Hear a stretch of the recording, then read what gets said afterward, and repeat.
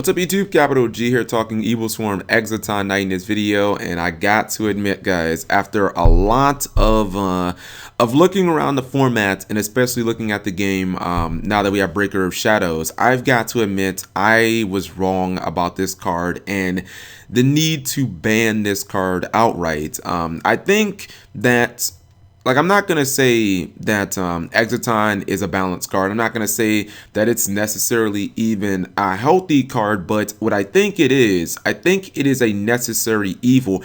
And the reason that I believe that I was wrong about Exciton and its necessity into the game, because I obviously looked at it and I was like, oh, okay, it's really good against pendulums, but you know, there's more than just pendulums in the game. I always looked at it kind of from jaded glasses of a back row deck player, a deck like Exciton Knight, you know what I mean? Because usually when I saw things like Exciton, you know, when people said it wrecks pendulums, I always thought of it from like the Necros versus Cleaford's like mentality, where Cleaford could set up a board, they'd have their scout and all their monsters and whatnot, and Necros could usually go like Manju plus Unicorn, and if you didn't have skill drain or if your vanities got outed, then you'd get Exciton and you pretty much lose everything, and it's like, well damn, you know, all of your resources just went to waste. The same thing with Exciton Knights. You know, Exciton Knights are a deck where you're going to have to commit to the build. Well, I mean, any deck that has counter traps, you're gonna definitely have to commit those, and then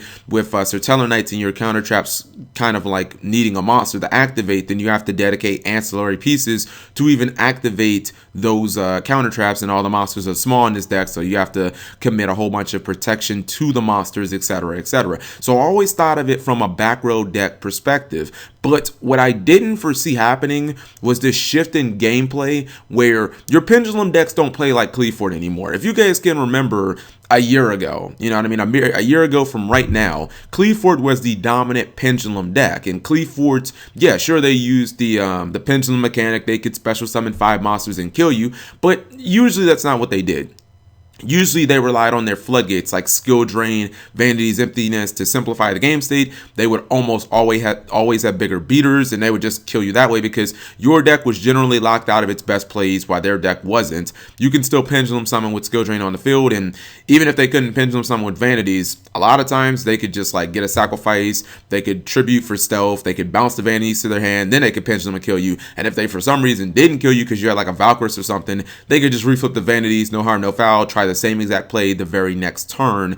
But the thing is, the way that pendulum decks play now, and I guess Magic Specters are kind of the exception, but for the most part it looks like, yeah, they're definitely not the norm, is they try and commit all of their monsters to the board. And you know, a lot of people will say that the end game is a field full of Xyzs, which honestly I'll consider synchros in that mix too, because you know, when you synchro, your cards go to the extra deck and you can just get them back.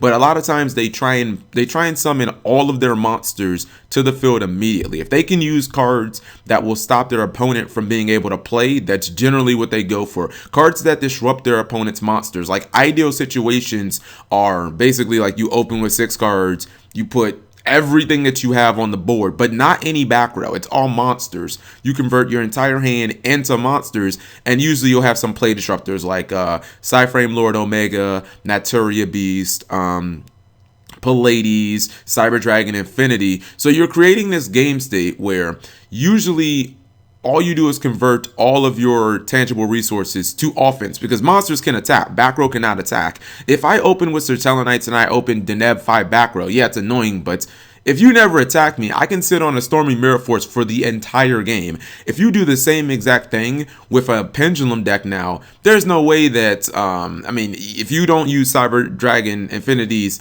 effect, it's not like you're not going to attack me with it. So you're still doing damage.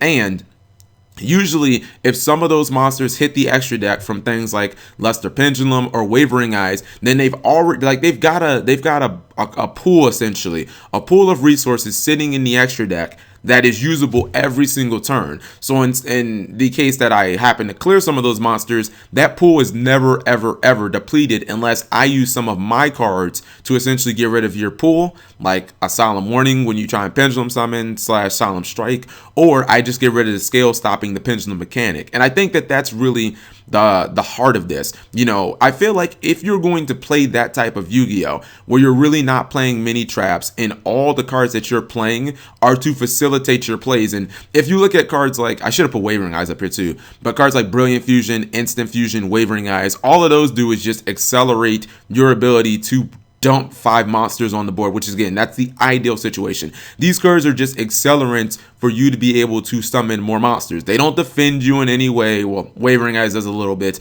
but all these are accelerant for your plays. I feel like if you're going to play a deck where it's almost all monsters, all accelerant to plays, then I feel like if you get hit with something like an Exciton Knight, if you're caught where you don't have any defensive cards, then that should kind of be your punishment. And the reason I say that is I could make the argument, well, a deck like Exciton Knights could get caught, and that's unfortunate for them because, they don't have the ability to spam 5 monsters. And I totally get that. That's why I come back to necessary evil. You know what I mean? You're going to get some Exciton Knight players that get wrecked, unfortunately, by Exciton. But I think the card would end up doing more good than bad. And the reason I say that is because you have to be able to sacrifice those situations where Exciton Knight players, unfortunately and I guess wrongly get wrecked, for the greater good, for pendulum players to get wrecked, because at the very least it would amount to a game state where players are like, man, I don't think we can just play a monster deck with only Solemns as our traps and no real way to defend ourselves because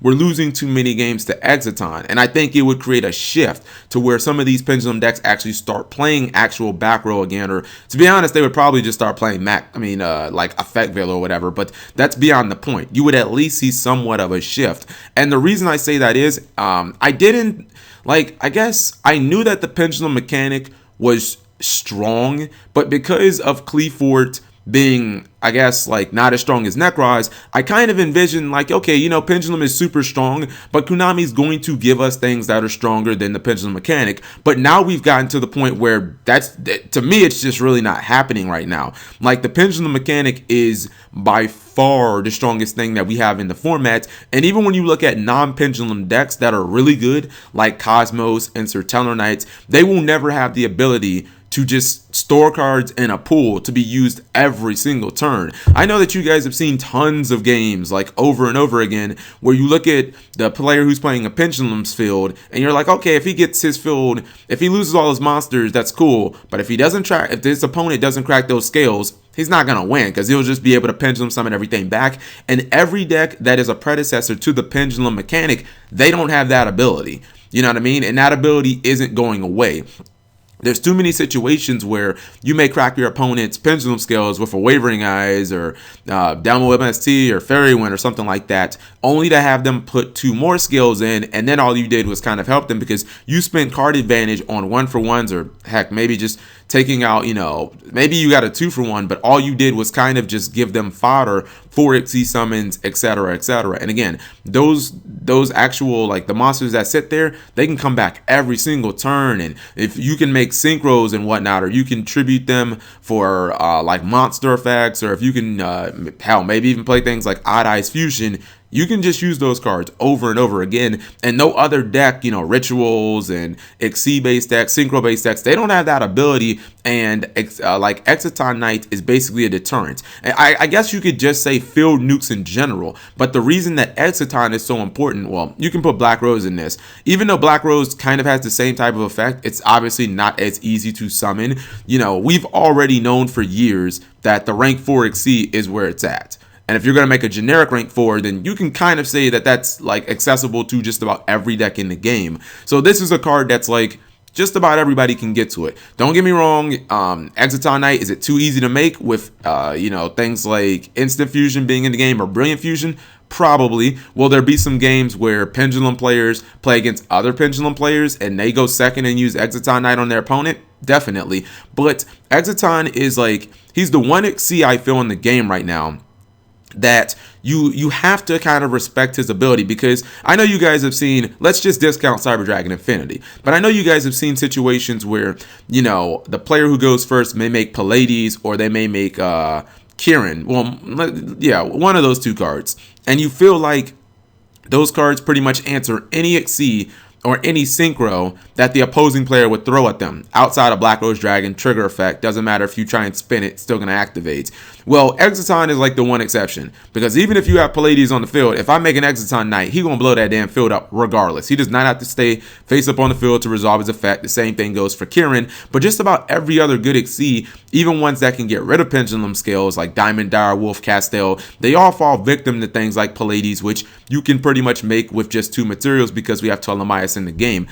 Things like Kieran, which are seeing some main deck play. I don't think that it'll make it into the new Performagism pals, but I mean, who knows with the new Magicians, if those are going to still see a lot of play, who knows what they'll be playing in their decks. So like, I guess the point I'm trying to make in this video is like Exciton Knight does more good than it does bad, and the game is shifted from old school pendulum decks. Well, it sounds bizarre saying old school decks like Cleefort that said, all right, we're gonna pendulum summon every once in a while, and we're not really gonna make our deck completely revolve around that. We're gonna be, we're gonna play around floodgates and back row and stuff like that. But these new pendulum decks, all they're about is how can we convert our entire hand into nothing but monsters and just basically advantage, you know what I mean? Because a lot of the exceeds that they make, even though they lose the ability to put those pendulum monsters back into the extra, when you have things like Damage Juggler and when you have things like King of the Pharaoh Imps that can search other monsters,